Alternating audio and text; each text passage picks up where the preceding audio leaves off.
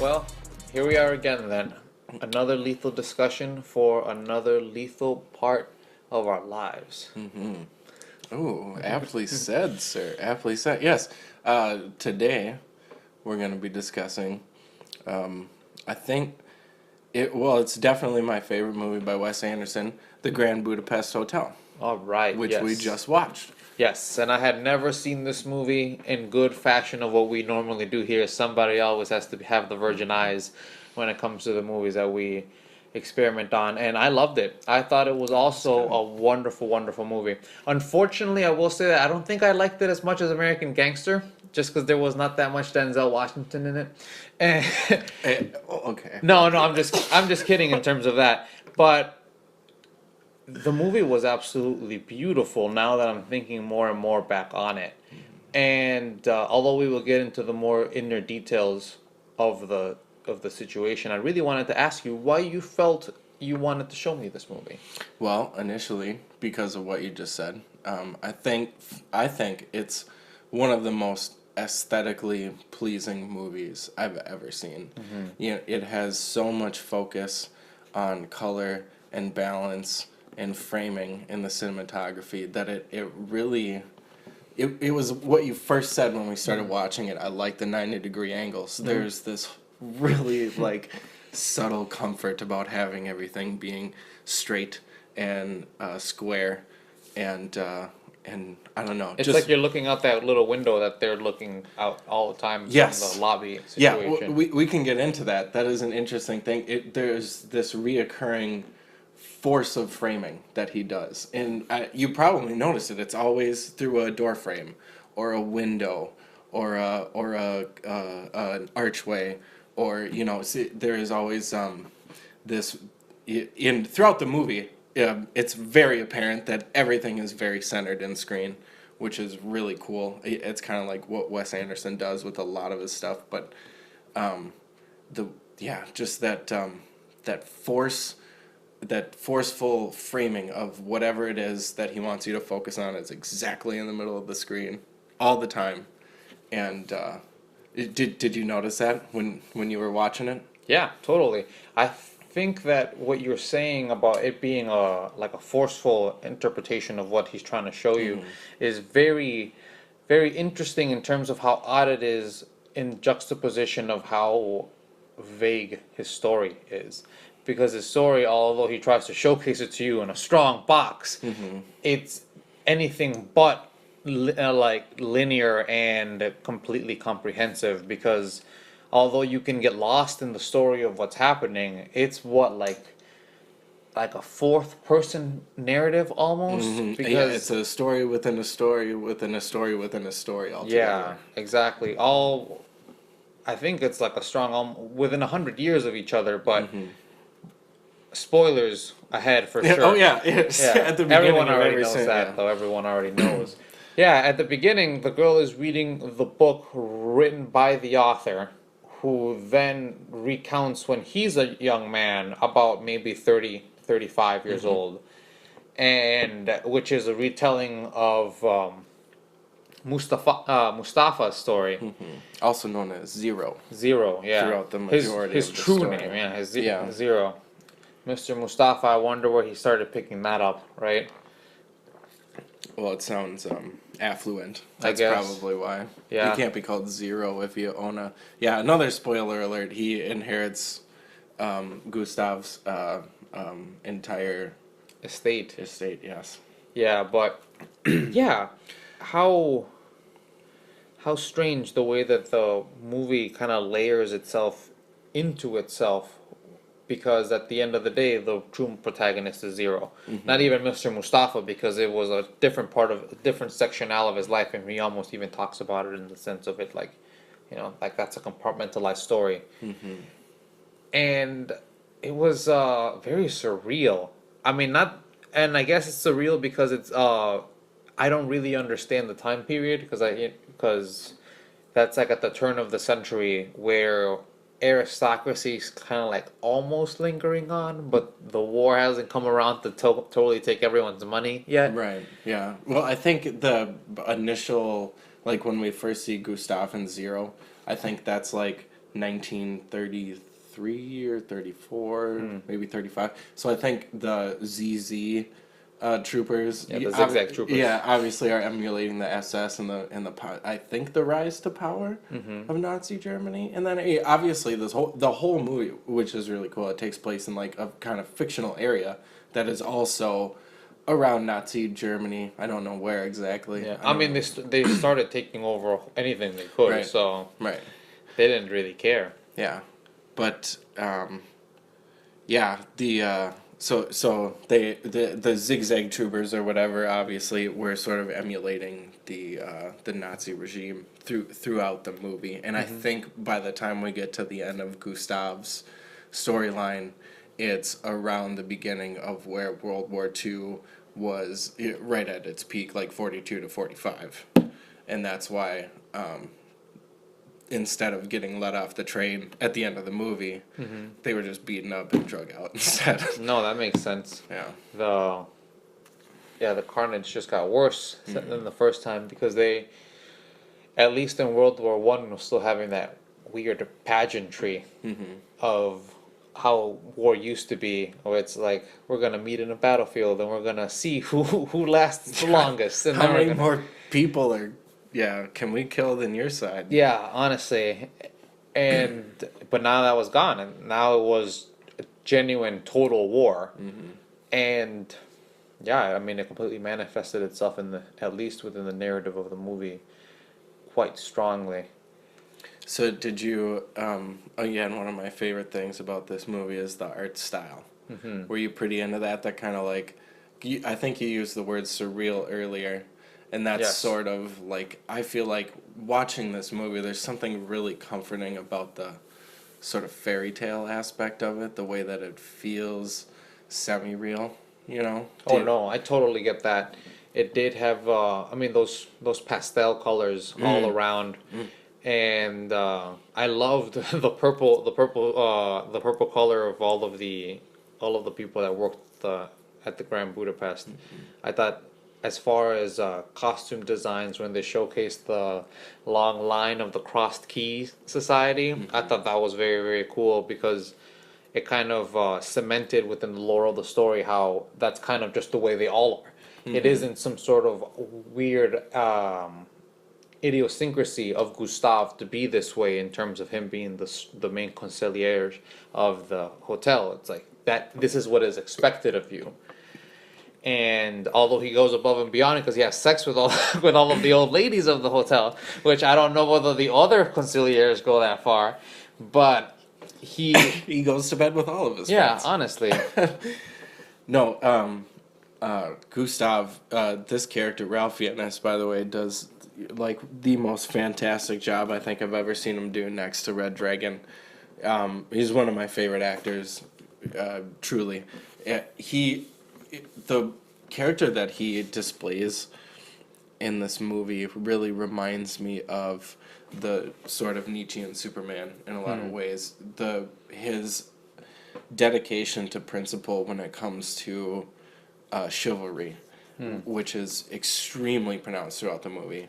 You know, that's how, even to the point where you realize once he's in prison that it's not an act, it's not like a facade, it's like this is the way that he truly lives his life, you know, the way that he believes men should act or people should act, you know, with respect and proper cadence and being aware of everybody's needs, you know, because he grew up as a lively boy. I've just thought a lot about this guy. No, right, no, totally. You're bringing up wonderful points because I'm trying to think about it in like a Sartrean perspective of, because he's a concierge and that kind of lifestyle, especially with those kind of modicums of being, they overtake you to the point that it kind of becomes hard for you to be able to know where your own modalities begin and the jobs begin, which is kind of one of those lines that Gustav, at least to me, he was teetering the entire time, which I'm not really sure whether he's living in bad faith of being like, I'm a concierge and because of that I have to act this way all of the time. And you know, from a Sartrean perspective, that would be bad because he's foregoing being a person with the choices that entail being a person, and he's just picking up a role and saying that this is what I'm going to be and this is the way I have to act because of what I'm going to be. But at the same time, it's really hard to say whether, because a problem only manifests itself when it gives you negative results. And in his life, although he did end up dying unfortunately at the end of the story, it did provide him with a positive outcome for the majority of his life, because he had a profession he was proud of. He at the end of it, it reaped an economic Yeah, they said he was rich. an economic gain, because of his tenderness and extra care toward the people that he was beholden to. He got paid for it. And it's funny because he even felt the fact that he was kind of owed a little when at the very beginning, when he was talking about how sad he was, and he's like, you can only hope that maybe she left a couple thousand, who knows. That's all he was expecting. And at the end of the day, considering that he had about, just with that one lady, a 15-year relationship of them, just seeing each other casually. It was strong intimacy, because that's really what it seemed. He was a gigolo, no doubt. He was a concierge gigolo. But like gigolo / escort / of course, like more than that or whatever. Yeah. I mean, he provided the full experience of the intimacy that they wanted, because and he wanted it too. Of course, multiple times he mentions that throughout the story, that he prefers older women and more. And even at the end, when he was actually a wealthy man and he could have had whoever he wanted, he was actually around a gaggle of old hens. Yeah, that's just what he liked. Yeah, exactly. He wasn't. Yeah, you knew. Which is actually kind of nice, because it showcases that there was no disgust on his part as to what he was doing. It was genuine. It was genuine reciprocation in terms of that, and that's great. It really redeems a lot of his character, because it is kind of weird for him to to have sex with pretty much every woman that comes into his hotel. But at the end of the day, I guess what else are you gonna do? And you kind of get the impression that the women were sort of aware of it, okay with it. Aware of what? Of his of his accompaniments of his. Oh, I'm sure. Yeah, I'm sure. Most of them were married, so I mean the concept of longer intimacy would have been out of the question no matter what. This was always an adventure to them. Yes. And I think because of that, and because of the hotel nature, they would have been able to really schedule it out really well, so there's no conflicts of interest ever. Privacy is key. Exactly. Yeah. You die with the secrets of the guests, because that's what they expect of you. Mustafa even, he pretty much just took down that little kid because of that. He's like, no, you're supposed to be a stone wall. It's like everything you hear here. Yeah, it's like, you hear me? Yeah, that was good. Yeah, the Gustav. I think one of the aspects about him that really speaks to the truth of his character, alongside what we were just talking about, is the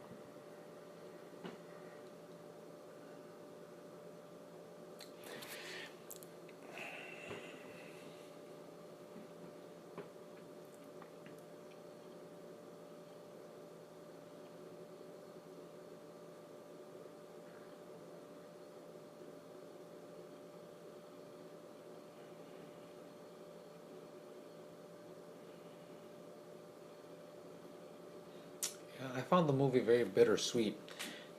Now that I'm thinking about it more and more, just because I'm not completely getting, not the point of the movie, but what exactly the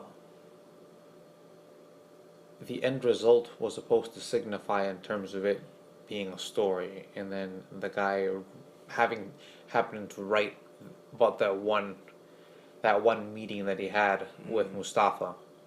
I was thinking about that when we were rewatching it, because the movie starts with that frame of the bust of the author with all the keys hanging on it. So yeah, that's a really good question. I've thought about that a lot. I've never read or looked into it, but my guess would be that it has something to do with the continuation of the Grand Budapest just being a thing. But then at the same time, I think he starts out that story with saying before it was demolished or something along these lines. I think so too. I believe that the Grand Budapest Hotel doesn't exist anymore, Yeah. because he said that he never got to step into it ever again. Oh, I remember what I was gonna say. One of the cooler things that I think that really speaks truth to Gustav's character is the way that he, even though he seems really pretentious in his speech, I think that comes off really heavy. There's these breaks and these moments of it, like mid conversation, where it's a complete subjugation of that. Where I think the one that I remember the best is when he's talking about. By the way, it's Tilda Swinton. I don't know if you recognized her. I don't know if you know who that is as the old lady whom is like together with yeah. Look it up. That's her in a whole bunch of fucking makeup, and it's incredible. Oh wow! Yeah, She was the old lady that Yeah. died. Okay, the Duchess or I whatever. can see that because her eyes looked very, very familiar. Yeah. But at the same time, I couldn't think of any old person that looked like that. Yeah, really hard to pick out.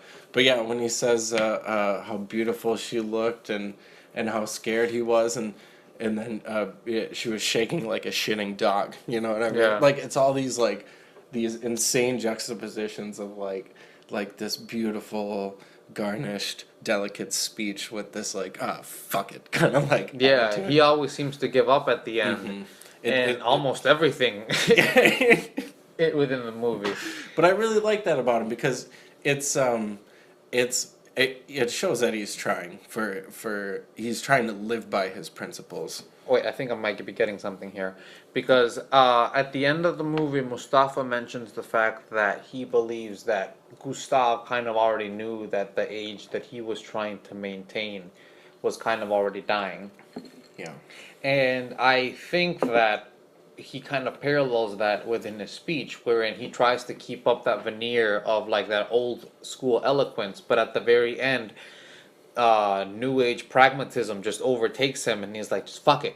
And it's like we have to go in and try to do it quicker. Like in the one scene that's really popping up in my head right now is the confession scene where Serge, who might be considered perhaps an older guard of the older way of being, he's trying to draw things out the way I guess people would draw things out in the past. But Gustav at that point wasn't having it anymore. He was just like, fucking tell me what I need to know right now so we can get it going. And Serge ends up dying because of his he's not able to give the information quickly enough. Which once again could potentially signify the fact that the old way just doesn't work anymore. It's just impractical. It takes too long. Everything, and by the time that things might end up popping off and working out, those people are dead already. And now we have to figure it all out in the next generation again, without the help of those other people. And I think that kind of would be a good way of framing why his speech would be like that, because it always does seem to it crescendos up to be very, very nice, and then just drops off into just him speaking like what would be, I guess, just a normal low level person. And because he is, if you recall, they show his bedroom, and the only nice thing that he has is an extra little bit of space where he has like a little table and stuff, and he has his perfumes that are very nice. But that's pretty much it. Everything else is just a veneer. Again, all of that stuff is just fake, I guess. Well, that's a good point though. It's crazy how much that just that veneer will kind of get you. You know, having really good manners, really good sociable skills. Oh, of course. That's I really mean, at crazy the to end think of the about. day, we are social creatures, intrasocial creatures, and a person who's witty Expertise at it. is worth the dinner invitation. Mm-hmm. So, because of that, you get prospects and people enjoy being around him, and so he'll never go hungry in terms of that, because really he's a wonderful dinner companion. Really is what it seems like, and you have dinner every single day of your life. So wouldn't it be great to have somebody who can accentuate and add to that experience in the way that he can, and that pays off. It does. It does pay off at the end. That's one of the things that I've always thought about watching that movie, and I've watched it I don't know how many times now, but he really seems like a very good master. You know, a really good sensei type of character. He seems like the kind of guy that you'd want around teaching you things because I don't know, just very much dad-like in his advice. You know, keep people's shit private. You know, don't anticipate their needs before they. I guess that's more He has a like very work ethic, but- patriarchal like aura to him, because Yeah. even in the way that, I mean, he holds like a procession essentially, or like a sermon every night, they said. And he basically. he stands in the front with the pulpit, and he explains his little aphorisms and like the things that he finds are the best way to be able to run the hotel in the best way. And they even has like the little symbol of the hotel at the bottom of it, so it looks like essentially church-like. Yeah, I know it's a movie and like people wrote it, but the way that guy speaks is so fucking beautiful. Like listening to him talk, listening to Ralph Fiennes knock them lines out. It makes me wish like people still talk like that in a really kind of like nonsensical, nostalgic way, because I've never heard anybody talk like that. Yeah, I don't think anyone ever actually even did speak like that. No. That's the weird thing about it, right? It's the romanticizing something that totally might have not even been real ever. Yeah. I feel like when you're listening to it, it's almost like you're reading a book from somebody who thinks they're really pretentious or something in the way that they write dialogue, or just very, with a lot of sense of attention. Right. And it perhaps could have been that you could, as a writer, go to a salon and read a poem or something like that to somebody just for their entertainment, because there is no other means of entertainment. And I would imagine that you'd probably be able to make an okay, living, or, just doing that, being just being a dinner guest, essentially. I mean, imagine that kind of life of being like, yeah, what do you do? Oh, well, I mean, I schmooze. yeah, I live off of dinners that people give me.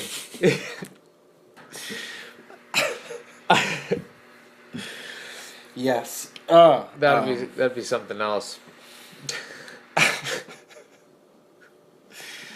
So, Zero, the other, I guess, main character of the story. If there were to be two, I think you could probably say Zero is probably the other main character of the story. For sure. I mean, although he was the narrator and the audience. Well, he was a semi-narrator because right. the author also narrated.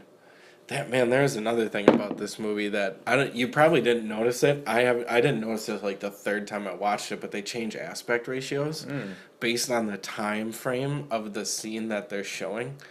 So when it's like really, really early, like 1930s, it's like a box size aspect ratio, and then the further in time it goes wider and thinner, with the black bars disappearing.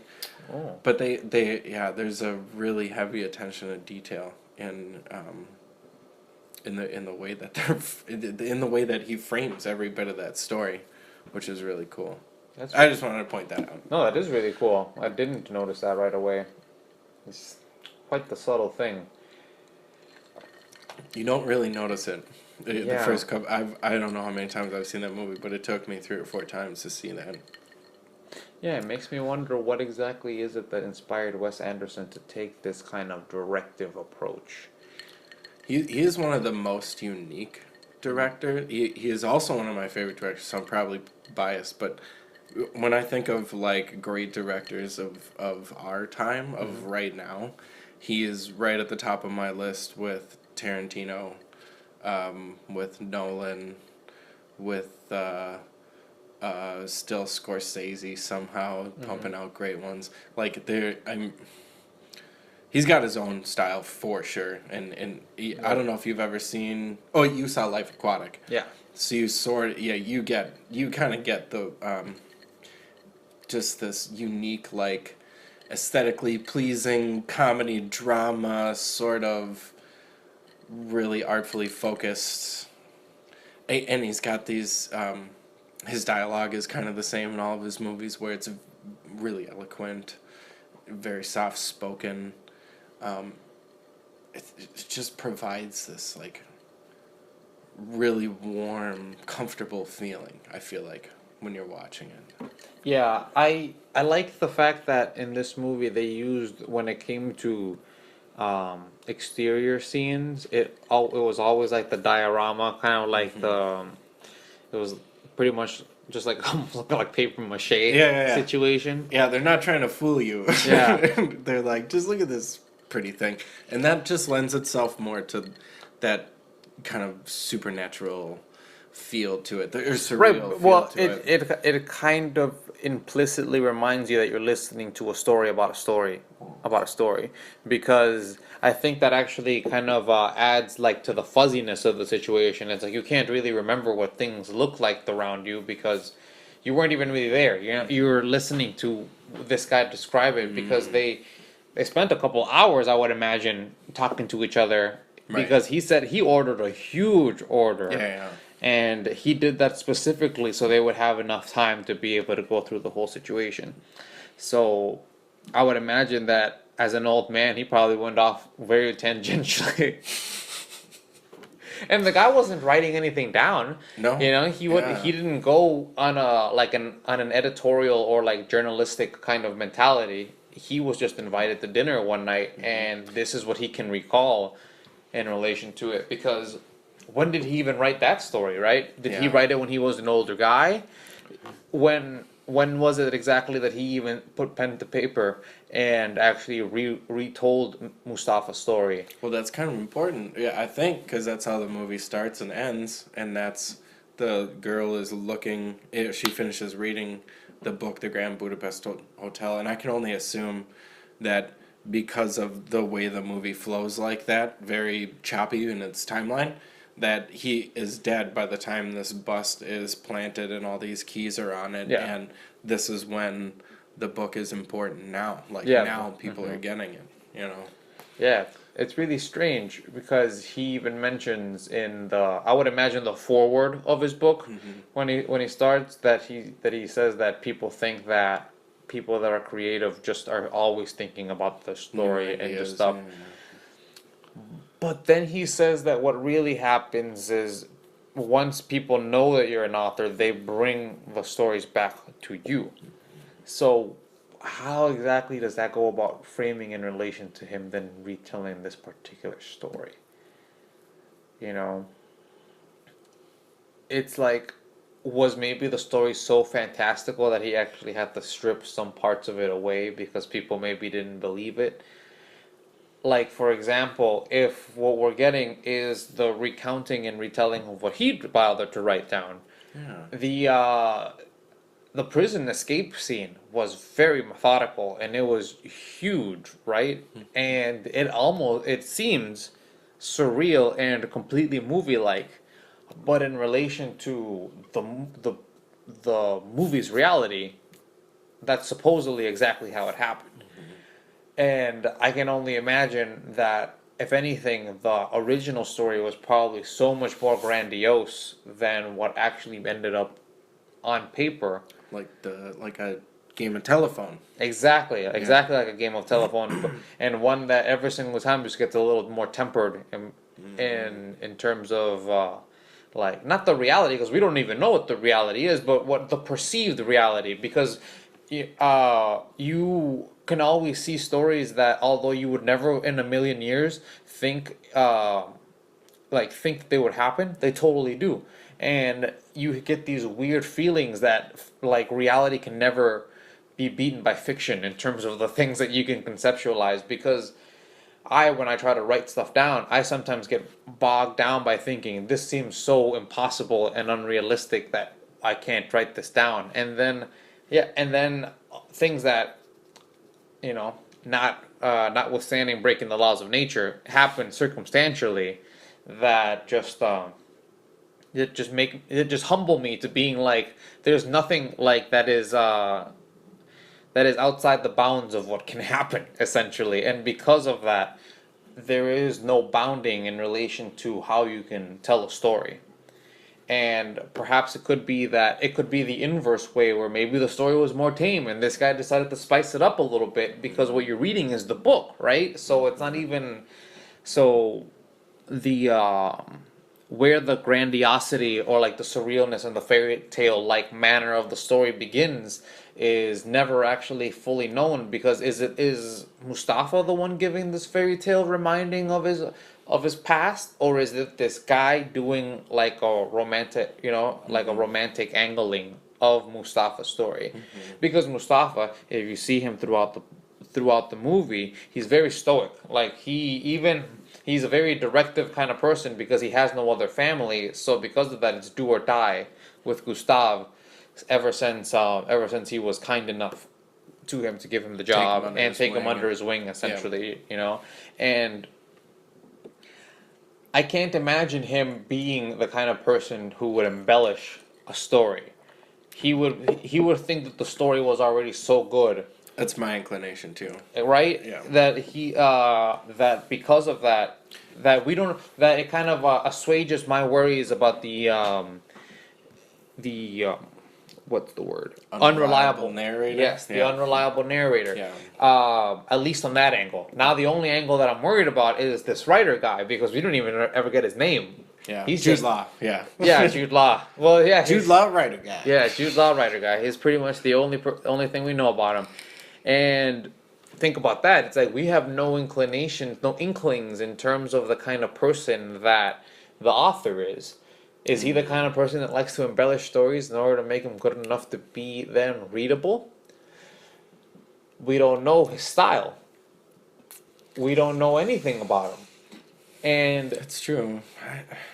And because of that, I just feel like there's this like I don't mean to interrupt you, No, but of I course feel not. like there's this like overwhelming kind of like blanket of like, this is like you were saying, at times you get the suspicion, but it doesn't feel like there's a lot of unreliable narrator here.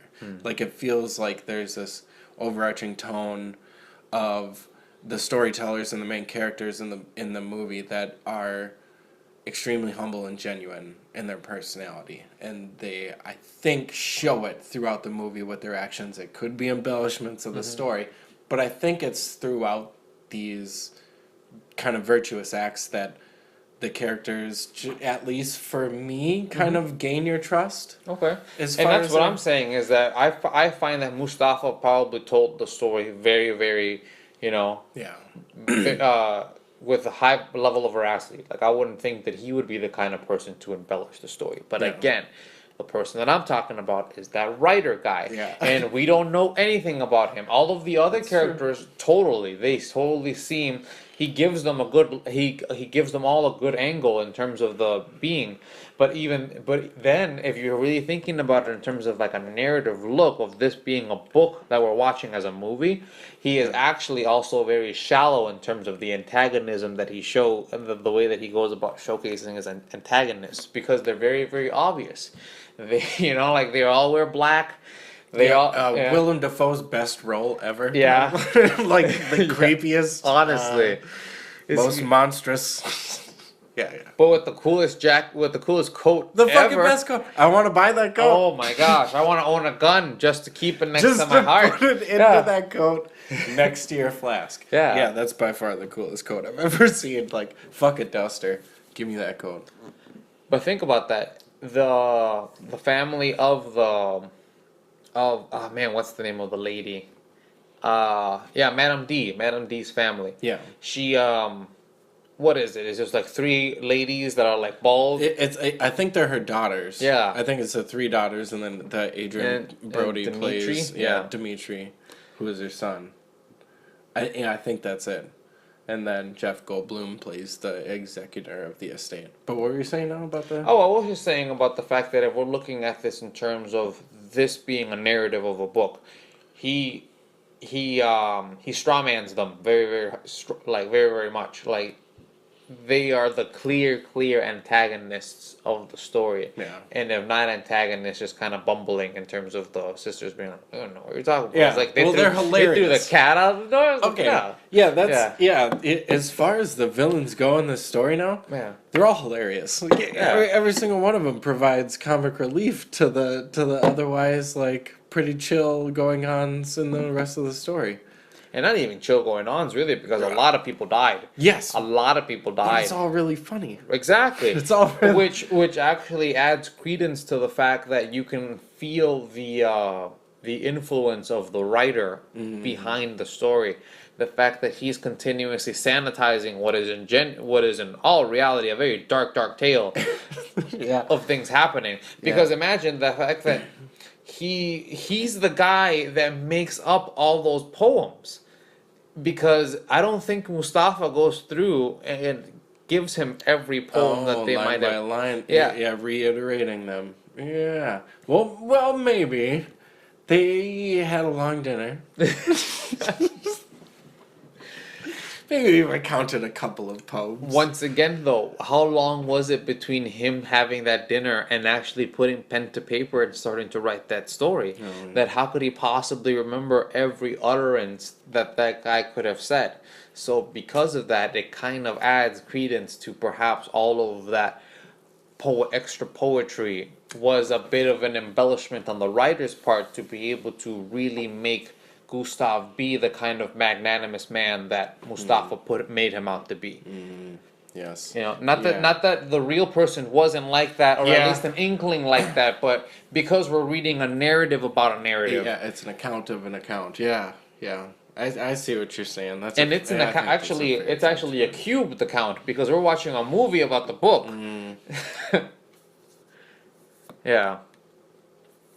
Yeah, I've never thought about that, but that Yeah, because the story, I would completely take the story by face value if it had just started with Zero being the bellboy at the Grand Budapest Hotel, and this is just a story, and we're just following him along. It would that would at that point there would be no necessity to dissect where exactly is it that the narrative angle is coming from. But now we have to because we have multiple lenses happening all at the same time. Yeah.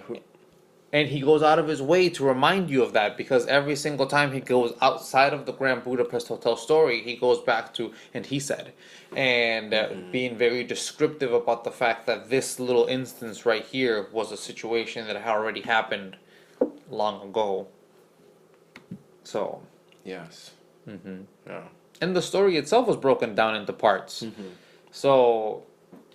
Once again, to reinforce and remind you as the viewer that you're not watching a movie, you're watching a book, kind of. You're pretty much just like getting the contextual filtering and distillation of the book in movie form. Yeah. Even though there's no book. At the cubed layer. Yeah, that's really good. It's like Princess Bride +1. Yeah. Or something like that. Sort of like that. Yep. Or -1. But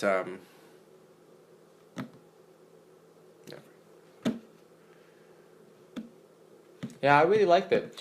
One of the one scene that I didn't like was the scene where they were going down the hill with the skis. I thought that was really kind of a lame scene. Yeah, kind of cheesy. Yeah, it was very cheesy. I did not like the continual placing of like the camera in front of them. You know what I mean? As they were going through. Yeah. It all felt very, very unnecessary. Yeah. That little part was a chink in the armor of what for the most part was a great story. Because I also thought that it was kind of dumb the fact that they didn't surrender when they got stopped by Edward Norton's character. Gang of Nazis Yeah, I or mean, Zatsies. well, at that point they weren't. I mean, yeah, they were SS, but ZZ. But Yeah. but at that point they were, they were still within the bounds of like, them being reasonable Yeah. enough and stuff. International law or whatever it would be Yeah. that they're following. Yeah. Yeah, that part I didn't like. Let's see what else. I think that was another instance. Just my opinion, but I think that was another instance of Gustav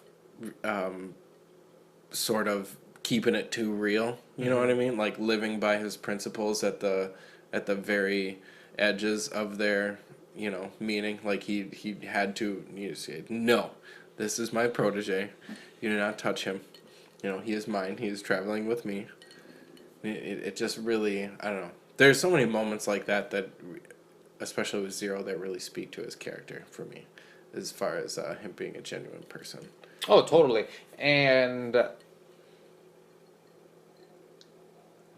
I am entirely on board with the fact that, in the totality, he was a wonderful gentleman and a great friend to Zero.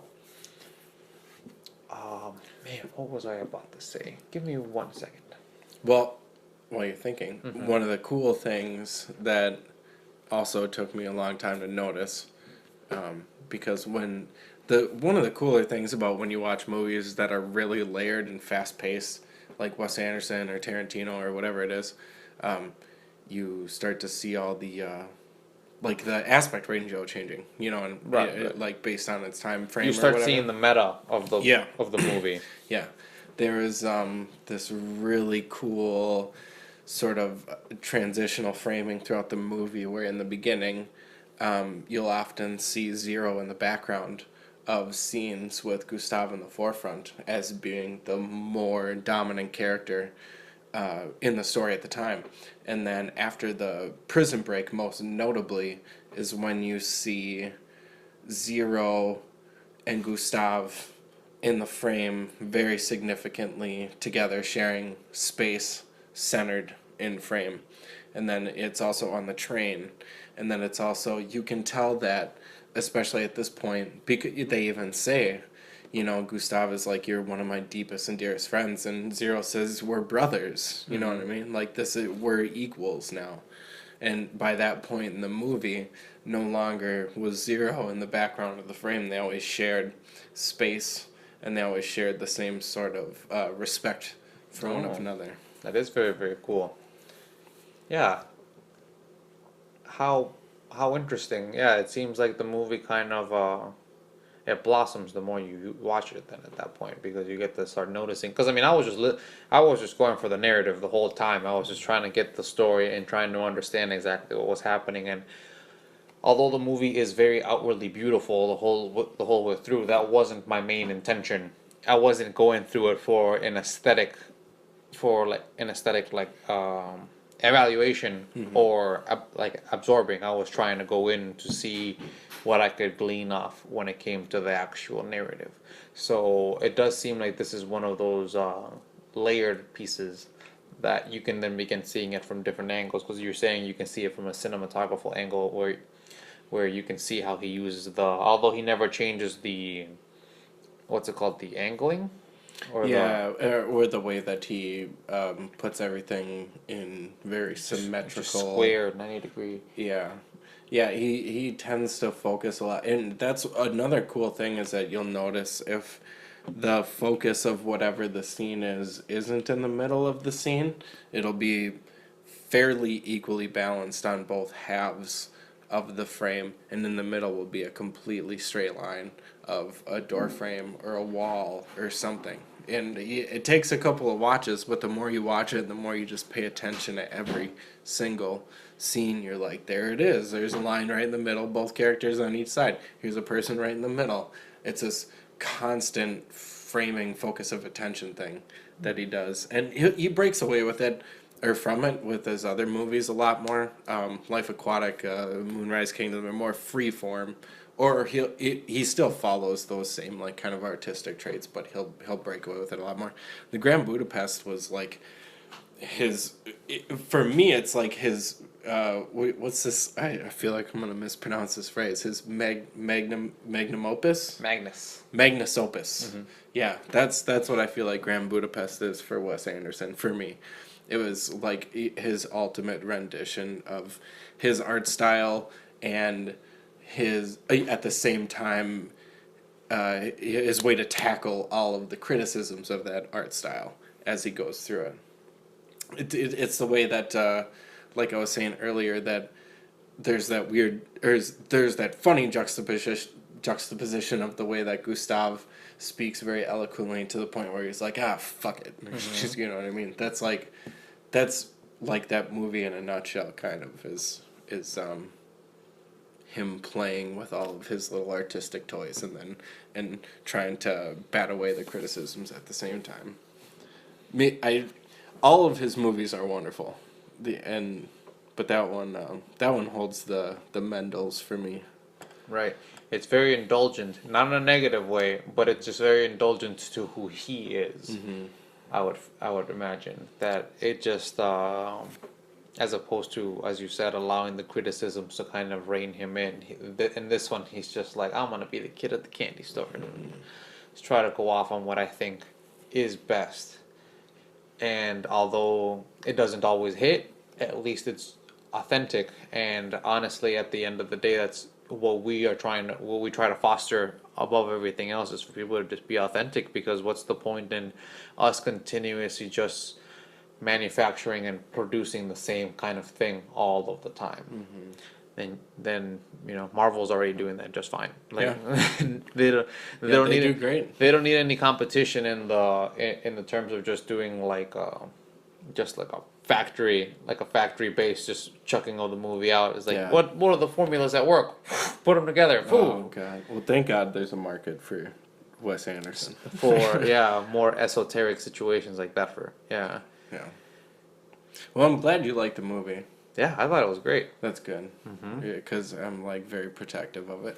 Yeah. It's really close to me here.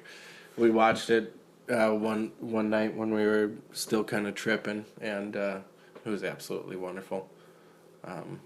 I'd recommend it to anybody, tripping or not. It's a wonderful. It's his best movie, in my opinion. It's his best movie. He's got great movies. Yeah, there was a lot of things that were very. Just the touches of extra detail, like what's the like Deputy Kovac when he's explaining to Dmitri the fact that the best thing to do would probably be to just contest it normally and just go on with it. The way that they had set up the desk and how clean everything was, and he had gone through and actually bothered to put all of the notes in the proper I would imagine chronological order that would make it the most sense. And then at the end, it's just all back in that box. He just chucks it on that. Just drops it on the table. Yeah. Oh, that's really good. Never thought about that. Yeah, that really, really intense graphic portrait of the two Japanese women just pleasuring each other. That was so hilarious that they waited. And what is Boy with Apple? I mean, what exactly is it that's supposed to represent as a whole? Right? Because he feels that is you see the resemblance. Yeah, you see that. Yeah, I don't know. I never really gave that much thought. I just always thought it was. You think it was a more like a MacGuffin kind of situation? Yeah, or just something sort of analogous to early 1900s art collectible piece that one might want by a painter who had a couple famous pieces, but then only a couple side ones. That's one of them, kind of. Yeah, who knows? I know that was always my intuition, but yeah, it's probably not important if we don't know, Or maybe it's the most important thing ever. Dun dun dun. But I'll never stop figuring it out. But all right, either way, well, thanks for anybody who's listening. And if you've never seen the Grand Budapest Hotel, I would say go watch it. Go watch it. and then come back here and then re-listen to this one. Give us more views, more views, more views. All Give right. Wes Anderson more views. There you go. Yeah, so subscribe, and we hope that you have a good day and good night. Good night.